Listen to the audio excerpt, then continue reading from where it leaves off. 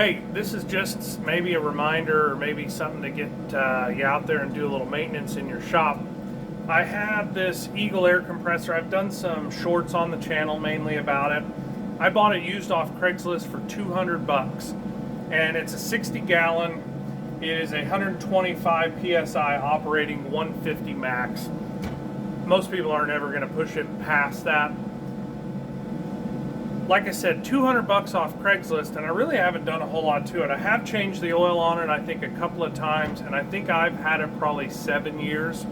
The guy I got it from, I think, had been storing it and using it outside and told me it had an electrical problem. Well, essentially I hooked power to it and it's been working for the last 7 years. So I don't know what his electrical problem was, but it wasn't no big deal. But we're doing a little shop maintenance. It's kind of getting winter time here. Got this off of Amazon. I've used varying kinds. You can get them at parts stores, but you need air compressor oil here. You need a non-detergent oil. Now this amount of oil is going to last years, essentially, in my opinion. We're doing an oil change on it, basically just as some maintenance. This is the oil we got out of it, so you can see it was due for change, but you can also see that it really wasn't a lot of oil in there. And so when you're doing service on your air compressors, now they have non-oil air compressors. They're very loud. They have, I believe it's a Teflon piston inside of them, and so those obviously don't need service, but the life expectancy of those are more light duty. So on this particular compressor, I think there's only a few air compressor companies out there.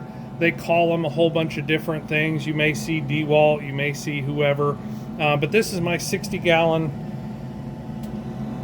Eagle is what this brand is called. So we have a pressure gauge. I did replace the pressure switch. That was kind of a poor diagnosis on my part. It would kick on and run, and then when it would run, it would bleed pressure out of this hose here, and I thought it was bad in the switch. Now it wasn't. There is a foot valve right there that when the compressor kicks off, and I didn't understand this at the time, but it needs to bleed the pressure off of the compressor, so when it goes to kick back on, it's not under full PSI pressure. And what had happened is a chunk of junk had basically gotten stuck and held that. It's got a small little one-way foot valve in there, held it open. So that was super cheap off Amazon. There's a short on the channel that'll explain more about that. But what we're doing today is basically we have changed the oil. Now mine already had this elbow. If yours doesn't have it, it'll have a plug right here. It makes a bigger mess. I would strongly recommend getting a piece of pipe, bringing it out, and then putting a plug in it like we've done here. So now when I need to change it, all I got to do is catch it coming out of there. I also always pull the sight glass off here and I clean it. Be careful using brake clean on these. I've done that. It's a plastic and it'll cause it to be cloudy and you won't be able to see through it.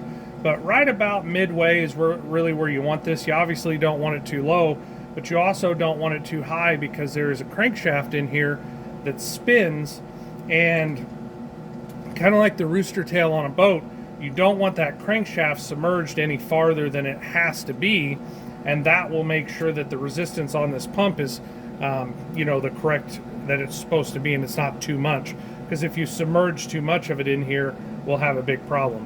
But as you can see, this old compressor, it's not beautiful, it's not glamorous, but it's doing a pretty good job. Drain the water on your compressor, change the oil in it at least seasonally. That's some medicine that I need to take, honestly. You get busy, you get in the shop, and you don't make that happen. And then you have a compressor failure. When I was looking at compressors back, like I said, 7-8 years ago, they were like $600 to $800 for a compressor like this. Now, after all the things that have happened in the world and inflation the last couple of years, the same compressor is $1,200 to $1,500 now.